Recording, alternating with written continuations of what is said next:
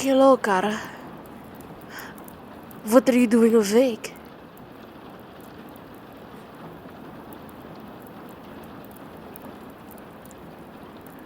I am simply reading.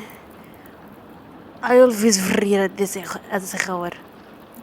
It helps me get a good morning's sleep.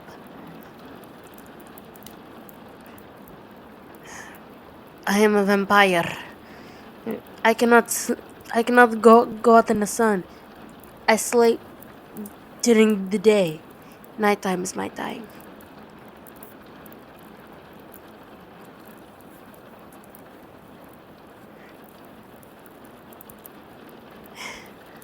Aww.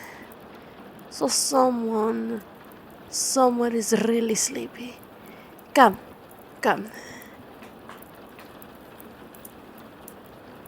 Come rest on my lap.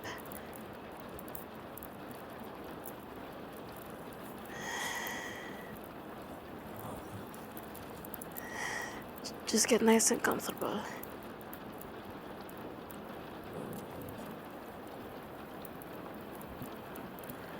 Once upon a midnight dreary, while I ponder, weak and weary,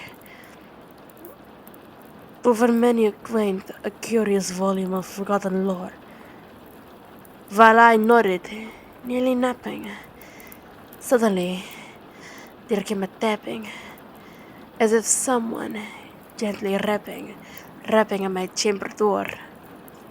"'Tis some visitor," I muttered, tapping at my chamber door. Only this, and nothing more. Distinctly, I remember it was in the bleak December. I reached separate dying ember ward, its ghost upon the floor. Eagerly, I wished tomorrow. Vainly, I had sought to borrow from my book surcease of sorrow.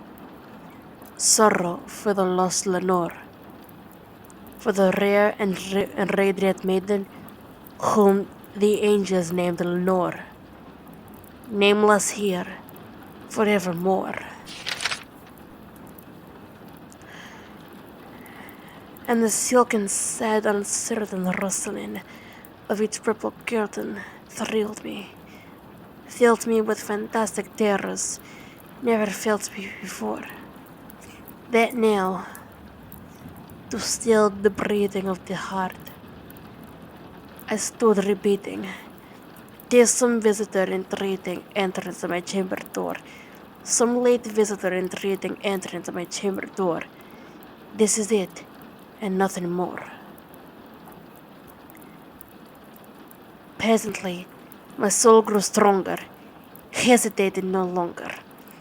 "Sir," said I, "oh, madam, truly your forgiveness I implore. But the fact is, I was napping, and so gently you came rapping, and so faintly you came tapping at my chamber door, that I scarce was sure I heard you. Here, I opened wide the door. Darkness there, and nothing more. Deep into the darkness. Peering long, I stood there, wondering, fearing, doubting, dreaming, fearing. Dreaming dreams no mortals ever dared to dream before. But the silence was unbroken, and the stillness gave no token. And the only word there spoken was the whispered word, "Lenore." This I whispered, and echo murmured back the word, "Lenore." Merely this, and nothing more. Back into the chamber, turning all my soul within me, burning.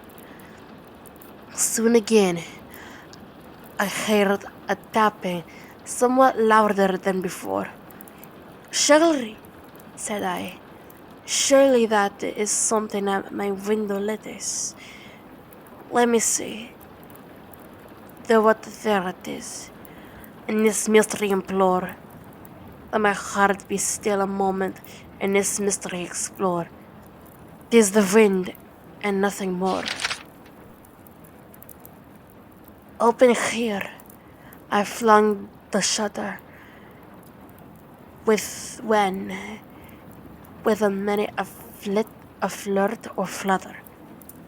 In there I stepped a stately raven of the saintly days of yore. Not the least obedience made he, nor minute stepped or stayed he. But when mine of rod or lady perched upon my chamber door, perched upon a bust of palace just above my chamber door, perched and sat, and nothing more. Then this ebony bird beguiling my sad fancy into smiling, by the grave and stern decorum of the countess in war.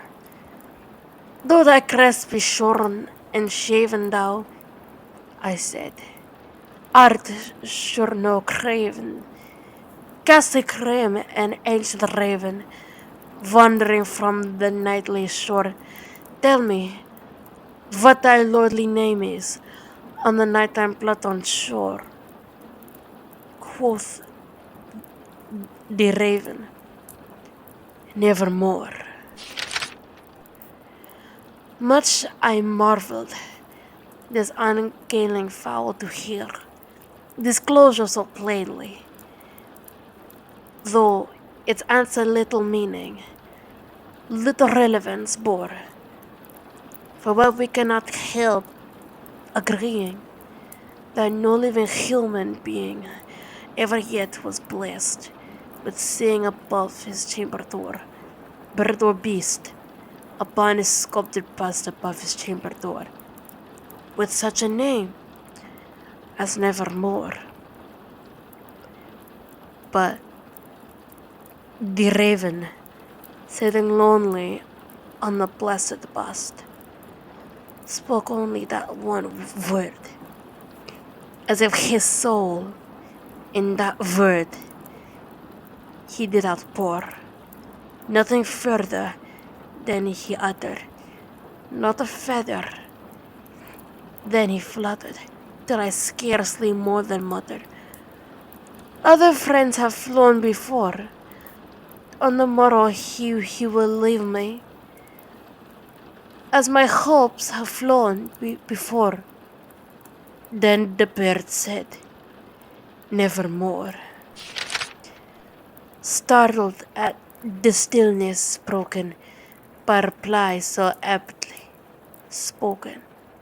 Doubtless, said I, what is others its only stock in store, got from some unhappy master whom unmercifully disaster followed fast and followed faster till his songs were bred and bore, till the dirges of his hope that melancholy burden bore of nevermore. But the raven still beguiling all my fancy smiling. Straight I wheeled the cushion in front of the bird and burst the door. Then upon the velvet sinking, I betook myself to linking, fancying to fancy, thinking what this ominous bird of lore, what this grim, ungainly, ghastly, gaunt, and ominous bird of yore meant in croaking, nevermore. This I engaged in guessing, by no syllable expressing, to the veil whose fiery eyes now burned into my bosom's core. This and more I started divining, with my head easily reclining, on the cushion's velvet lining that the lamplight coated o'er, but whose velvet violet lining, with the lamplight coating o'er, she shall pass, nevermore. Then, methought, the air grew denser, perfumed an unseen censer, swung of seraphim whose footfalls tinkled onto the floor. Wretch! I cried. Thy God hath lent thee, by these angels hath sent thee respite, and nippeth from thy memories of Lenore. Quaff, oh quaff this kind nippeth, and forget this lost Lenore. Quoth the raven, nevermore. Prophet, said I, thing of evil, prophet still, if bird or devil, whether tempter sent, or whether tempest tossed thee here ashore, desolate, yet all undaunted, on this desert land enchanted, on this home by horror haunted. Tell me truly, I implore us there, is there Bellum and guild? Tell me, I implore. Quoth the raven, nevermore. Prophet, said I, thing of evil, prophet still, if bird or devil, by the heavens that bends above us, by thy God we both adore. Tell the soul with sorrow laden if, within his distant Eden, it shall clasp a sainted maiden whom the angels named Lenore. Clasp a rare and radiant maiden whom the angels have named Lenore. Quoth the raven, nevermore. Be that bird our sign of imparting, bird or fiend, I shrieked, upstarting. Get thee back into the tempest and the night Pluton's shore. Leave no black plume as a token of that lie thy soul hath spoken. Leave my loneliness unbroken. Quit the bust above my door. Take thy beak from out my heart, and take thy form from off my door. Quoth the raven, nevermore. And the raven, never fitting, still is sitting on the pale bust of Pallas above my chamber door, and his eyes have all the seeming of a demon that is dreaming, and the lamplight o'er him streaming throws his shadow on the floor, and my soul from out that shadow that lies floating on the floor shall be lifted nevermore. The end.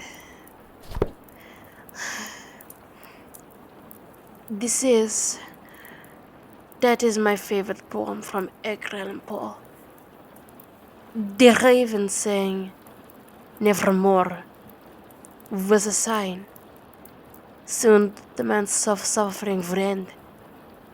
Grief can overcome a person and affect how they live in the present moment. The raven represents nothing ending, never ending depression, since it appears in the dark.